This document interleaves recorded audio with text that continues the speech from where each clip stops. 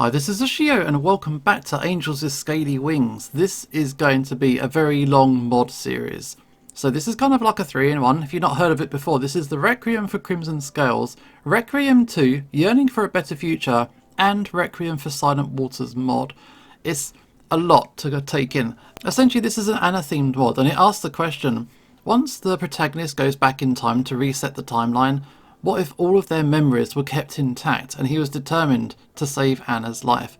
So if Anna has to get killed off first, which is what's going to happen in the Aftermath mod, and then we jump from the Aftermath mod into the new mod and everything changes. So eventually, I have had a little look at this mod and how it works.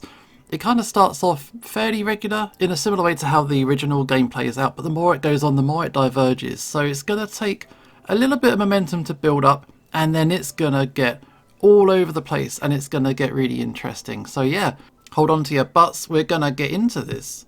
So as the lead into the new stuff, we're going to check out the Aftermath mod again. So Remy is asking us, do you think Anna is something to be worried about? She's in for surgery, and is she going to be okay? Is it worth worrying about? No, she's fine. She's going to be great. She's a fighter. That's a spirit. I'm sure she's going to make a fine recovery. And even if she doesn't, maybe her ghost will haunt you to go back in time and try all over again. Adine, that's not funny. Oh god, you're right. I can't believe those words left my mouth. Oh, I'm sorry. I gave her a reassuring smile. Hey, you have a point. Although, I probably wouldn't need Anna's ghost to tell me to go back and save her. We all got a good laugh out of what had just been said. Adine sure did a good job at lightening the mood. All of a sudden, Vara climbed onto my lap and licked my cheek.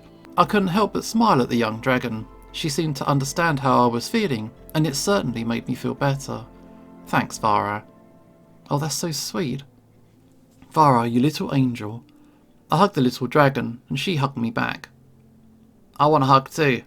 Emily practically jumped onto my lap, making me involuntarily grunt upon impact. She wrapped her little arms around me, and I wrapped one around her. She has your excitability, Remy. Nah, she gets that from her mother. Amelia, that is. Ambi and Vara went to play with the toys that were in the waiting room. Meanwhile, Remy, Adine and I sat and chatted for a few minutes. I decided to make small talk to help distract me from waiting for the operation to be finished. How's family? Certainly not how he expected it to be, that's for sure. But I couldn't be happier. I never thought it was possible, but Adine filled the void in my heart that Amelia left. Remy, not in front of everybody. Go ahead, don't let me ruin the moment. And the kids, how have they been treating you? Just wonderfully. As you can see, Vara's making excellent progress. I know it hasn't been easy for her since what happened to her parents. It breaks my heart just to think about it. Rez is so cruel. He killed a father who was just looking out for his sick wife, leaving poor little Vara to have to care for her mother herself. You know what, now that I think about it, maybe we should have killed him. And he would have deserved it, but we needed him alive to answer for his crimes. Humanity may not have taken our side otherwise. Besides, he's facing execution now. He'll get what's coming to him. As for Vara, she has hope now, thanks to you two. I still can't believe I'm really a father. You know, you never told me how Emily reacted when you told her. She actually didn't believe me at first. What convinced her? Adine just repeated what I said. I bonded with her so much that until now she would only ever listen to me. And when she realised that I was telling the truth, she was bouncing all over the place with excitement. But when she saw pictures of Amelia, she started asking questions about why she looked nothing like either of us. I thought it would be hard for her to understand, but she seemed to catch on rather quickly. We told her about Anna and what she did to save Emily, including the part about adding her DNA to the mix. After that, she wanted to see Anna. I see. In that case, try to keep the drama to a minimum. I'd say she's already been through enough. We know, we're not mad at her anymore. The opposite, actually. We want to patch things up. Okay, good. Besides, she told us about what she's been going through in her life, losing her best friend at a young age, getting the very disease she was trying to cure, and what kind of heartless jerk blackmails a terminally ill patient just because he's jealous of her. If anything, that Damien fellow was almost as bad as Reza. Agreed, Anna might have done many bad things, but even she would never stoop that low. So blackmail is worse than abandoning an unborn hatchling. It's not what I'm saying. Anna did what she did because she was scared and desperate. Damien did what he did out of pure selfishness. The point is, we forgive Anna for everything that she's done. Good to hear.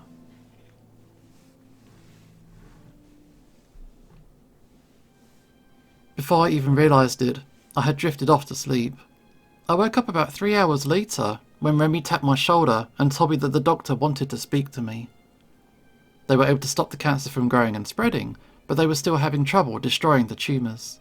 However, with the tumour growth at a grinding halt, Anna's chances of survival increased significantly, but there was still the risk of the side effects. For that reason, the doctors insisted she stay in the hospital for a while until they were sure there would be no issue.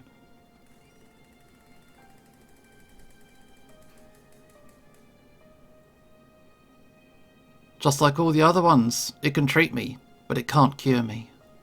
The good news is that the growing and spreading stopped. This should buy you enough time to get the dragon cure. But the tumours are still there. I still have cancer in my body. We also have side effects to worry about. Have you not been paying attention, or do you just not care? Of course I care. Wouldn't be here right now if I didn't. I took her hand and held it up to my cheek. You don't think this has crossed my mind once since the first time I heard you had cancer? Optimism isn't going to make things better. Just have some faith, Anna. Faith? Faith never helped anyone. I want proof that I'm gonna...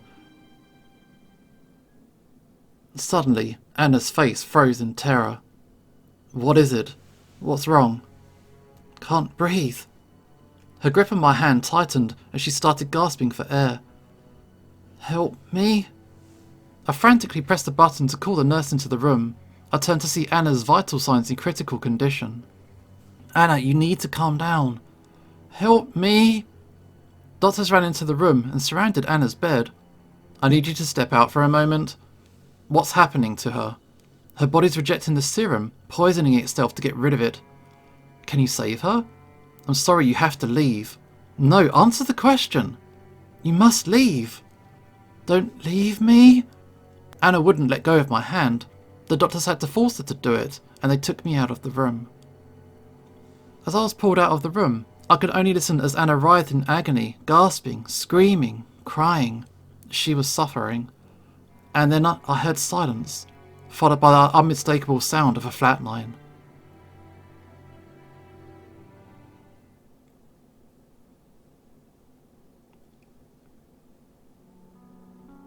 I can't believe it. Anna gone? Yes, honey. Anna's gone. Oh. Aline wrapped her wings around me, and I ignored it. I was too lost in grief to care about anything anymore. I'm so sorry. It's too late for apologies. Anna's dead, and now I have to do this all over again. Do you really think it's worth it, to have to endure this struggle one more time, just for one person? You of all people should know what I'm going through, Remy. Yeah, well, at least you get the opportunity to save your loved ones. You have it pretty damn easy if you ask me. Remy, calm down. Sorry. No, I'm the one who should apologise. I shouldn't have said that. Actually, I guess I do know what you're going through. So, how do you want to do this?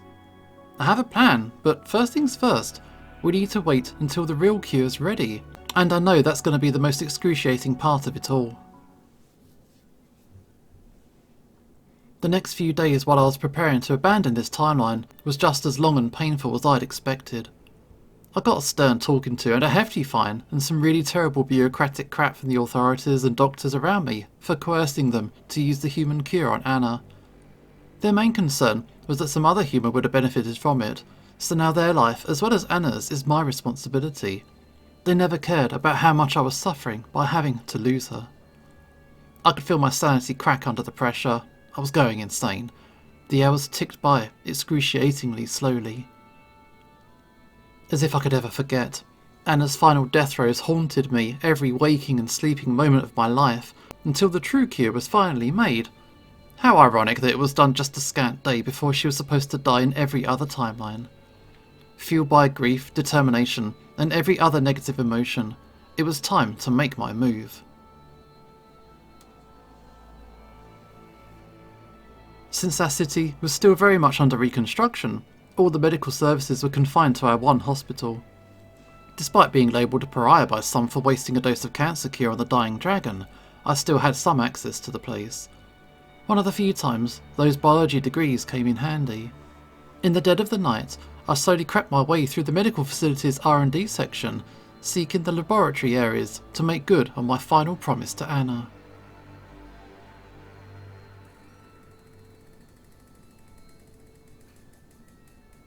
I managed to get into the oncology lab with a bit of sleuthing, and quickly made sure to look for whatever information I could get access to in order to find the cure. I was in luck. They didn't just finish the cure, they already synthesized several batches to get to patients as soon as possible. All I now needed to find is instructions on how to administer it. Rifling through the many research papers with nothing but a small flashlight, I managed to identify the name of the serum called ST-201 Gamma, and a clear instruction on the dosage, effects, potential side effects, and specifications. I quickly broke into one of the glass cabinets holding the vials of serum and took exactly enough to save Anna, which was one of the larger vials containing 2 doses, before bolting out of the facility as fast as I could muster. It doesn't matter anymore if us get seen or not. Okay, take that. Serum. Get out of there. Run. You've acquired Anna's cure. We don't care about consequences because we are gone. We're so gone. I'd be a hypocrite if I told you to just move on and accept it. I know Anna really meant something to you. So, I won't object to this, because I know I would do the same thing if I could. I guess the only question that lingers in my mind is, are you absolutely sure you want to do this? Remy, I don't have a choice at this point. I've already gone too far by breaking into the hospital tonight. It's now or never. I guess you're right about that, but can you truly handle the responsibility? Remy and I approached the portal as Lorem and Ibsen worked on the portal's controls. The familiar crackle of energy and green flashes of the machine began to spring to life as I prepared to abandon even this timeline where I've managed to save everyone. Well, almost everyone. Only one way to find out. Have the others come too? Yes. Hey guys, well, everybody here. I locked eyes with Maverick for a few seconds before looking toward the portal. Ready to go through with this? Just about. I'm honestly shocked you'd abandon everything after how much you've already done. Apparently I haven't done enough. After all that I've fought for, all that I've done, fate seems to think I don't deserve a happily ever after. I just sighed dejectedly. Whatever. I promised Anna I would do this if my last-ditch effort failed. I'm past the point of caring about consequences now. I just shake my head, tears rolling down my face as Bryce hands me Rez's gun with exactly 6 bullets. I'd rather abandon this timeline too and live in a world where she might not love me and live than to be in a world where she's gone. I know how you feel. We may have drifted apart in the past, but deep down, I still had feelings for her despite everything. Give 'em hell.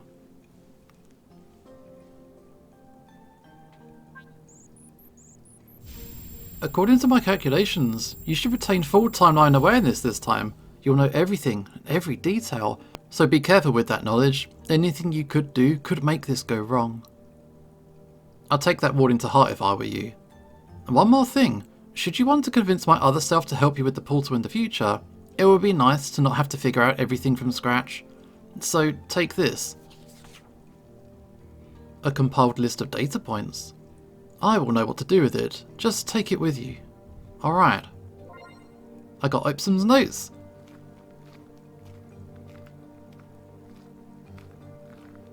I approached the portal's pedestal as I gazed into the vibrant bluish green light.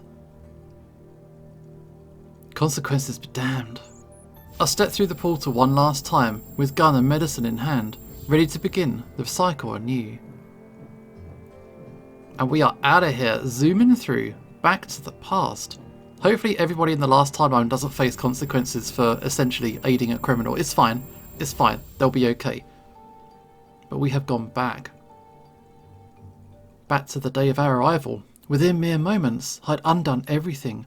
Sure, the dragons and humans who are now living together in our decrepit but healing world will continue to live on in this timeline, but I was ultimately unsure what would become of them. In a way, it didn't matter anymore. Nothing mattered anymore. This time, there would be no more mistakes, no more playing it safe, no more losing my memories and hoping for the best. No more. No more. And we've made it to chapter 1? Yeah, chapter 1. We're starting again. But this time, we have the serum. We have the cure for Anna's illness. We have all our memories and knowledge. We know what Rez is about to do. I could only see a patch of lighter colour contrasting with its dark surroundings as my vision started to clear.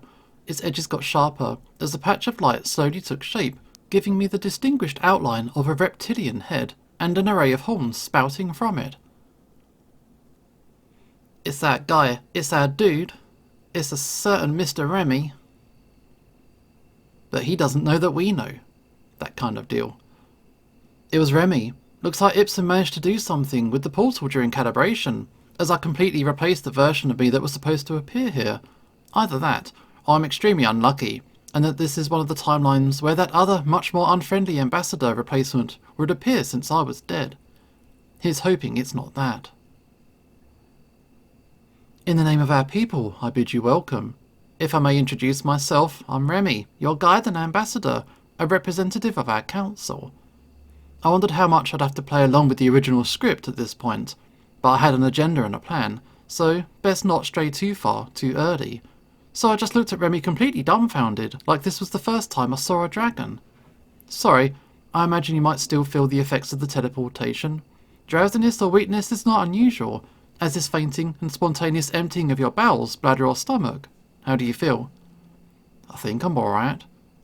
Well, I'm glad to hear it. Maybe we should go before it gets too dark. Come with me, please.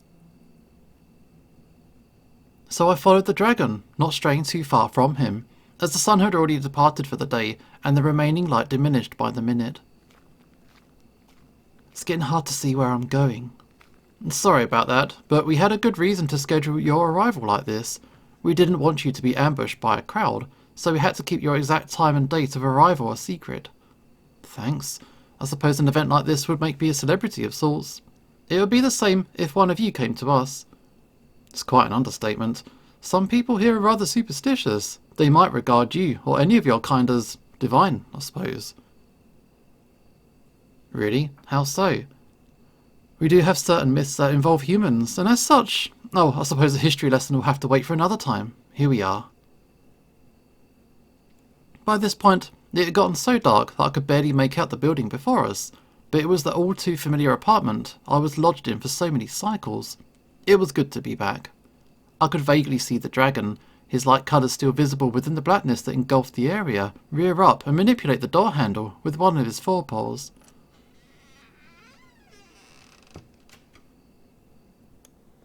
Home sweet home.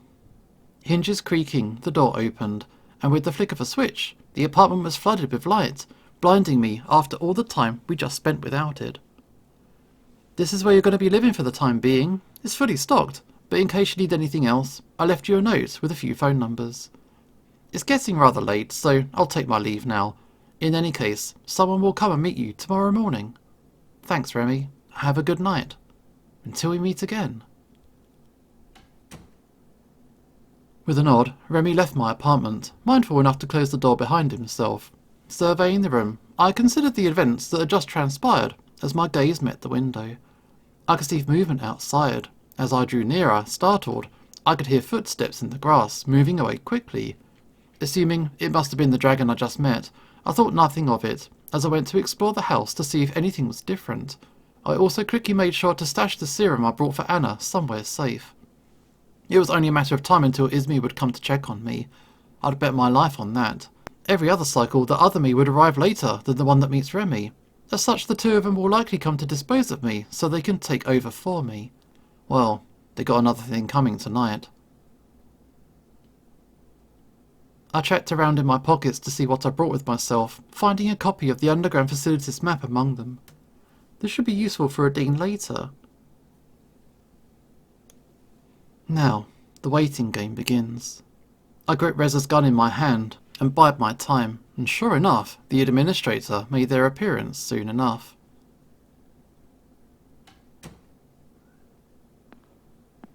Sneak.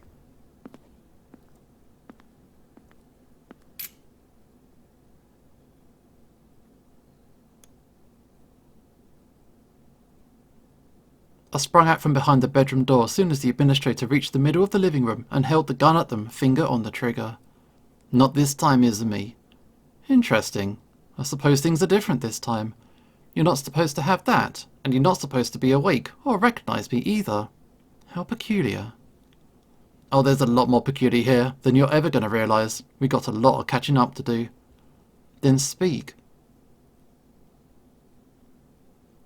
I began recounting the events that led me to coming back here in time to Izumi, about how our plan had finally worked, but also how it didn't exactly work as we had originally hoped. Reza also began gaining knowledge about the other timelines through dreams just like everybody else, and our plan to catch him only partially worked.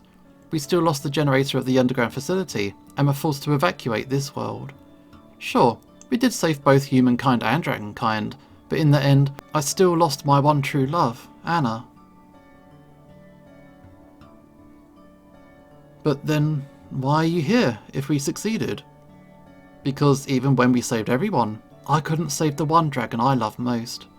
So you're saying... Yes, I'm saying I'm here for my own selfish purposes this time. I'm still going to try and save everybody I can, heck, maybe even more than everybody, but my priority first and foremost will be that one dragon. The tension could be cut with a butter knife, it was so thick as the moment passed slowly. Eventually, Izumi gave a small chuckle. I should have expected that you'd do something like that. I assume you came with a plan. Yes, all you need to do is not delete the coordinates to my home this time, or if you do, write it down somewhere I can find it aside from the emergency coordinates. That, and stay out of my way, Administrator, and don't kill anybody who Reza would if he doesn't start killing. Very well. And also, if you have another me as your assistant, tell him to keep watch just in case my plan fails and we have to continue the cycle. Noted. Good luck. Well, seems like we have an agreement. And with that, just as soon as she came, she was gone. Hopefully she sticks true to her word and stays out of my way this time. And so the game starts anew.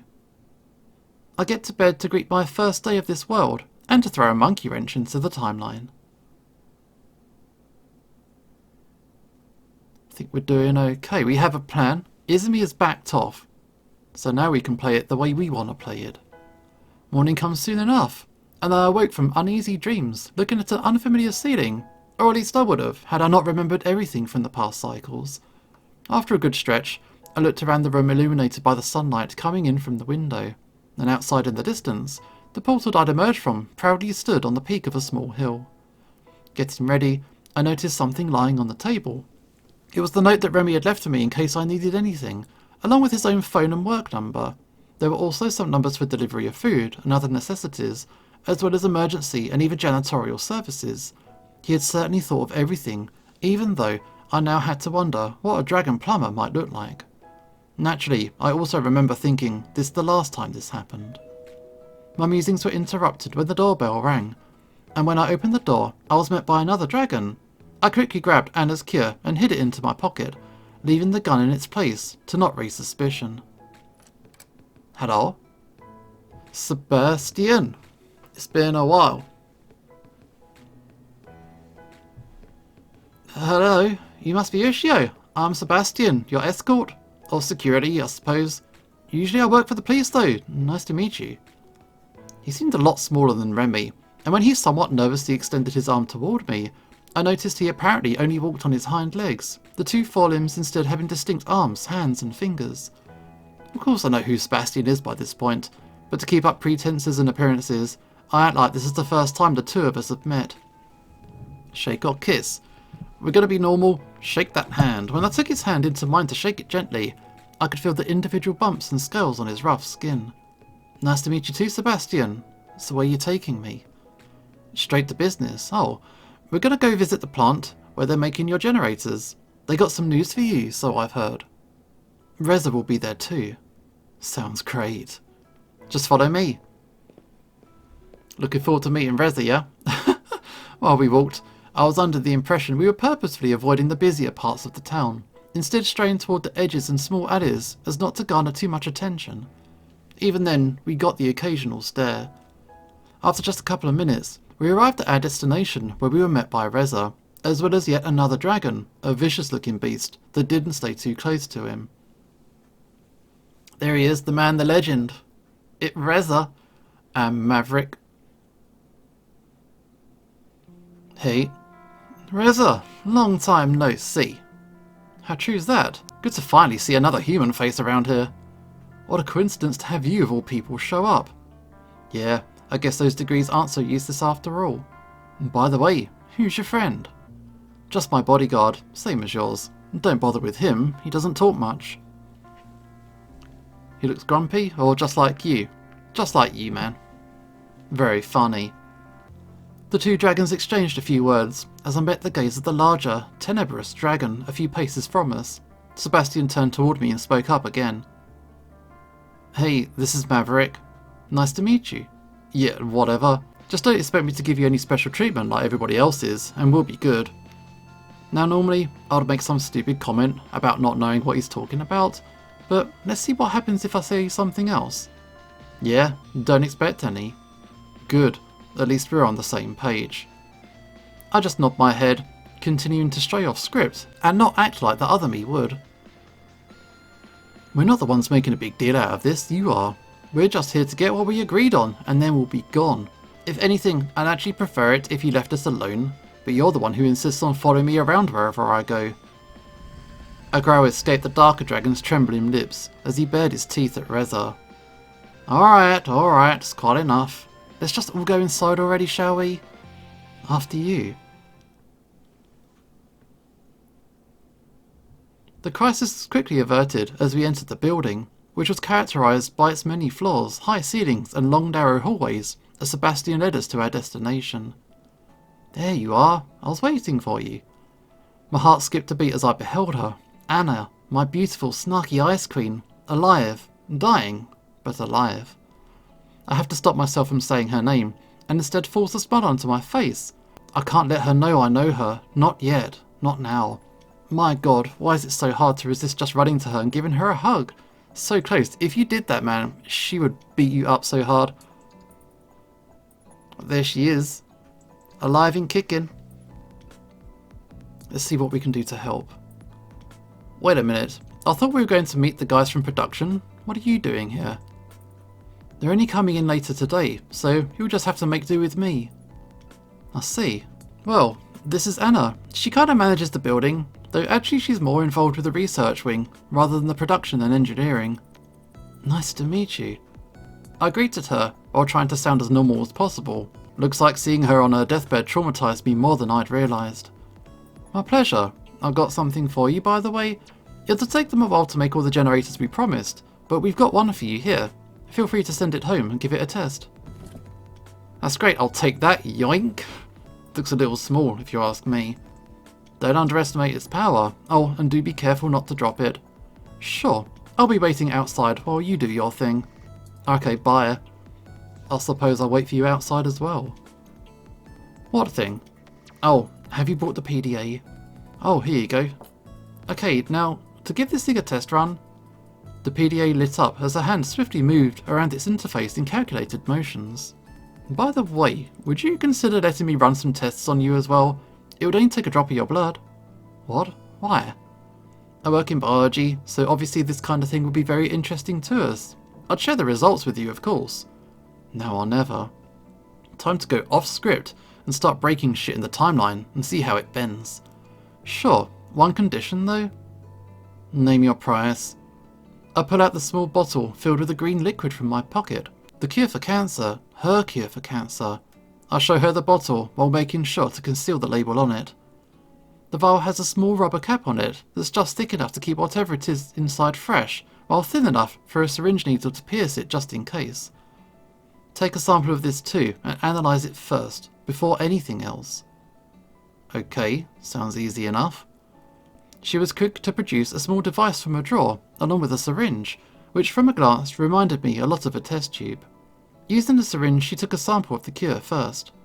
Is it some kind of medicine? Never seen anything like it. I'm not at liberty to discuss it yet. What I can say is that I know for a fact that once you realise what it is, you're going to be very interested in it. Really? Well, you have to give me more than that. What are its properties? How is it made?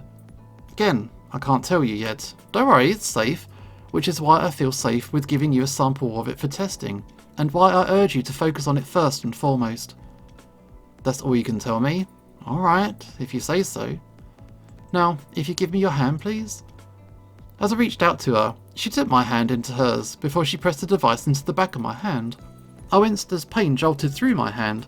Something sharp drove itself through my skin, and shortly afterward, a droplet of blood was sucked into the tube attached to the small needle. Thanks. You're welcome. Looks like your PDA's good, by the way, so we're just about done here. And since we're both in biology, it could be very interesting if you want to meet me some other time as well, so here's my number. Alright? See you soon. That went pretty well. I feel a tear rolling down my cheek as a wave of sadness hits me, but it quickly gives way to relief and happiness. She is alive, really, truly alive. She gave me her number, just like in every other timeline, but this time she has even more incentive to meet with me. Now, let's not misuse that trust. I quickly wiped my tears away and composed myself. It's not yet time. After that, I got outside and met Reza again. Oh, that was interesting. Did she ask you for your blood too? Yeah. Did you give it to her? Yep. Oh, well, your choice. We've got no idea what they might do with it though. I got some ideas, but anyways, I'm getting hungry. How about some breakfast? I'm all for it. I can't stand early mornings like this. That shouldn't be a problem. There's a cafe not far from here. What do you say, Mathers? I wouldn't mind grabbing a bite myself. That settles it then. Let's get some snacks. Luckily for us, the cafe was mostly empty when we arrived, as it was still pretty early in the day. Reza was quick to lead me to a table for two, prompting the dragons to get one of their own at the other side of the restaurant. Ugh, finally. Can't stand that guy being on my tail all the damn time. Maybe he just likes you a lot. We were approached by an individual who appeared to be the waitress of the cafe. She was an interesting looking dragon who, unlike the others I'd seen so far, was more akin to a wyvern, possessing two rather large wings as her forelimbs, which resembled those of an oversized bat. There she is, it's a Dean. I smiled to myself as she arrived to our table. Oh, it's the humans. Oh, it's a dragon. That's a good one. There she is. Using the artwork. It's official. This is actually official artwork. In the files of the game you will find this image, but it's never actually used in the main game, so it's fun to see it now. Welcome to our establishment. My name's Adine, and I'll be your waitress today. What can I bring you to? Today's special, please. Me too, but make it quick. Sure thing. 2 specials coming up. As I was saying, if you look at the big picture, don't you think there's just something off about the whole place? Where is it really? If this is supposed to be a completely separate place from Earth, or even a different dimension, some things just don't add up. Don't you think so too? I've heard this song and dance before. I'm not going to go off script with this douchebag yet and tell him I know what he's talking about. Yes, this is Earth, 65 million years into the past, but he doesn't have to know that. Just let me grab my tinfoil hat real quick. I've been here much longer than you've been. Maybe you'll see soon enough. I can't really say much more with you-know-who over there. He's probably listening to us right now. Doesn't seem so bad to me. When I let my gaze wander, I saw that Maverick was looking in my direction. Our eyes met briefly, his expression not showing any discernible emotion, while I wondered whether it had been just a coincidence, or if he really was able to hear us from the distance. I got some theories, and if I'm right, we might be in trouble. What kind of trouble? What are you talking about? Be quiet, I'll let you know more as soon as I can, but for now, let's just play along. After all, we already have one of these babies. He patted the generator's box for emphasis. God knows we need 'em. Oh, here she comes. The female returned, astounding me with her ability to balance the dishes on the edges of her wings. She placed her forelimb on the table and proceeded to move the dishes from her wings to us with a gentle push of her snout. She even got a cute pair of goggles on her head in the meantime. There you go. Watch out though, it's hot. Thanks. You're welcome. Apparently today's special consisted of an odd-looking fish of some sort. I was a little hesitant to try it, but considering the steam coming from it, it was probably better to wait a few minutes anyway. When the waitress brought our meals to the two dragons across the cafe and exchanged a few words with them, Reza leaned forward and whispered something to me. I'll send you a letter with a coded message later. You'll know what to do. Reza rose from his seat before he made it known to me that he still had a few things to do and left the restaurant, followed shortly after by the larger of the two dragons. But you haven't even touched your fish? I wasn't in a hurry, so I spent a few more minutes in contemplation while I looked out of the window. But this time, I know Reza is the danger, and I already have a plan on how to deal with him. Eventually, I took a bite of my somewhat unusual breakfast. While I already thought the smell was quite peculiar, the taste had been even worse. I imagined it might be the kind of delicacy that had an acquired taste, one that I certainly hadn't acquired yet. I decided to get outside before it was too late. Are you done? Sure. How did you like it?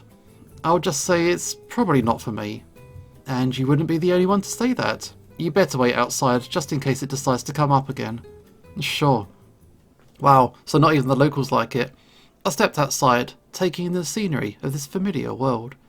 The past few weeks back in our restored world was nice and all, but after all the cycles I've been through, I'm starting to feel more and more like I belong here. Normally, I'd be thinking about how fascinatingly similar this world is to ours, and how discovering even a new unicellular organism would be a breakthrough, much less the world where sentient, nay sapient dragons built this quaint village not unlike our own. But by now I know enough. Reza didn't seem to share the same interest, and instead was more smitten with the generator. But given our reasons for coming here in the first place, I couldn't blame him for his enthusiasm being focused on something else. I could, however, blame him for what he's planning to do in the future, something that I intend to prevent. My thoughts were interrupted as something suddenly zipped past me just a little too close, causing me to stumble back. It was a rather small dragon with a bag clamped in its maw, who apparently had somewhere to be. Ooh, it's her. It's been a while. And there goes Vara. Don't worry, kid. This time I'm saving both of your parents if I can help it. I regained my footing and watched as she disappeared into the distance. Shortly afterwards, Sebastian joined me outside, having taken care of the tab. I gave her a generous tip on your behalf. I hope you don't mind. Oh, how nice of you. In any case, now that you've given us the PDA and Reza has the generator, you're free for today. So, if you want to go anywhere in particular, let me know, or I could show you around town. I was tempted to be given it to her, but considering Reza's words, I wanted to be careful and not stray too far without knowing what consequences straying too much from the script would bring. I think I'll stay home for today. I still have to get used to everything, you know. I'll just accompany you back then. Thanks, Sebastian. There we are. Home sweet home, for now at least. Well, if you need anything, I'll be outside until my shift ends. Otherwise, I'll see you tomorrow. Thanks. See you tomorrow. See ya. Nice. I hadn't really looked at the apartment much yet, so I spent the rest of the day investigating it and relaxing. I considered checking out some of the phone numbers Remy had left me, but I thought it was better to keep a low profile for now. I found the kitchen fully stocked with plenty of groceries, though the variety was still just as wasted on me. I hadn't been a particularly great cook in the first place, but what was more, I still didn't even recognise some of the things that I found here. Whether they were edibles that we had back home that I just didn't know about, or something completely alien, I wasn't sure, but I didn't want to take the risk of eating anything I didn't know. After all, it was possible that some of the consumables might be fine for them to eat, but still be poisonous to us. I was also glad to find a shelf that was filled to the brim with a variety of books. While I found the subject matter of man, myth or reality to be quite intriguing, I had to give up after just a few pages due to its exceptionally dry writing style, which I wasn't inclined to enjoy at the moment. In the end, I settled for an adventure novel about a dragon archaeologist who stumbles upon the remains of a long-lost human civilization, after which she's hunted by an evil organisation who wants to use the found magical artifacts for its own nefarious purposes. While entertaining, I had to admit that it reminded me a little too much of the trashy novels that we had back at home. I certainly found it amusing that certain tropes were not really unique to us as a species, though I wondered whether this kind of literature had fallen into disfavour here as it had back where I'd come from. While I was reading a particularly exciting scene in which the hero, Sheridan, uses one of the magical artefacts shaped like a pair of human hands holding a sceptre with a globe at the top to prevent herself from being crushed and ground into a bloody pulp by an ancient human temple's moving walls, I suddenly hear the doorbell ring. Right on cue. This should be Lorem's first visit to me, if I recall correctly. Hey Lorem, how you doing?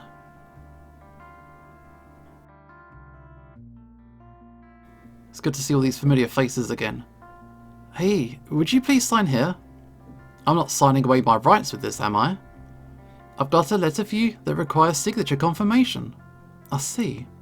Looking over the clipboard the small dragon was holding up to me, I saw that the sender of the letter in question was Reza. Oh, the lemon letter. There you go. I'm Lorem, by the way. Would you mind if I asked you a few questions? What's this about? I'm just making small talk. Wait a minute, I recognise you. You tried to do the same thing with Reza. Maybe I should report you to your superiors for your inappropriate behaviour toward your clients. But it's important. Please, just let me talk to him for a few minutes.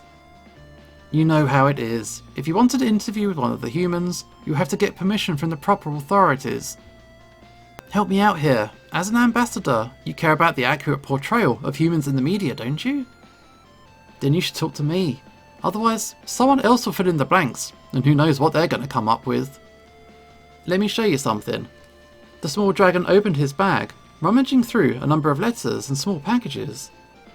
Oh, I lost it. Anyway, I wanted to show you some pictures of what people think humans look like. On some of them, they have like 4 heads and look nothing like you. It's crazy. What are you, Lorem? Reporter? No, do you want me to remove him? Is what he's saying true? I guess. I see. Sounds pretty interesting though. Okay, you can leave your number here and maybe I'll call you later, but that's all I can promise. Thank you so much. He quickly produced a small sheet of paper and scribbled his number on it.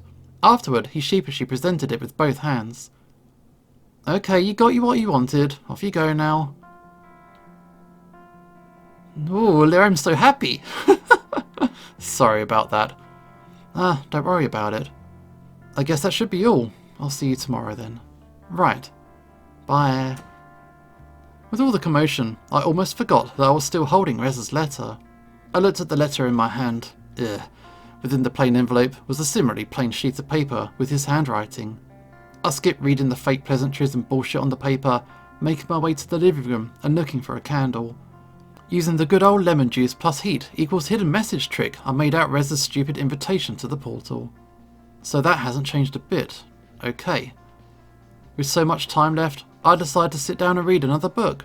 Yes, Sheridan's continuing adventures were fascinatingly mediocre, but I also know a certain yellow-scaled wyverness would recommend me another book soon enough.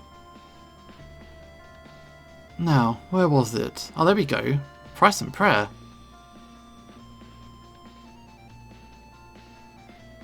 Was it? Okay, a plotographical novel. Wow, preface. In the 1422nd year, since our ascent to sentience, a most extraordinary chain of events led to the most extraordinary of circumstances in our politics and society. These events have since been buried in history, until I stumbled across the records of these tumultuous times. I've taken it upon myself to dramatise the events in a manner that's both accurate to history, as well as entertaining to any reader who might have an interest in such stories. This is not just for my own personal gain, as I hope to make the story available to a larger audience than just a few who have permission to visit the archives. I believe the wisdom to be gained from the ensuing tale to be more relevant to us now than ever. It took me a few hours to get about a quarter of the way through the book before I had to set it down. While definitely an interesting read, some of the events detailed within definitely flew over my head. Okay, I'm starting to see why Dean keeps recommending me this book in all the timelines, but it's a lot to take in all at once. Soon enough, I had to get going to meet Reza at the portal. When I got outside, it didn't seem quite as dark as it was when I arrived yesterday. I might have had difficulties finding my way otherwise, but I could still see the portal in the distance. As I was walking, I wondered if anyone was following me, but the land seemed oddly deserted. Was everybody already asleep? And then it hit me. Maybe Maverick's skulking about already. But was he following me or Ezra at this point? Well, only one way to find out. Maverick, you there?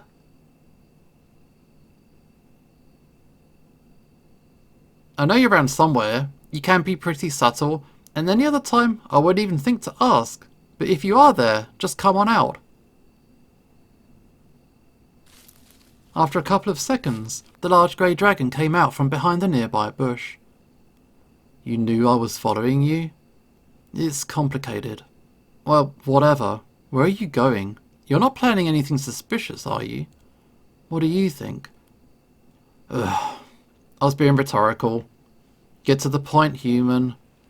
I rubbed the bridge of my nose as I put my case together. Okay, what I'm about to say to you will either curse me to be viewed as an insane asylum patient, or it might just save everyone.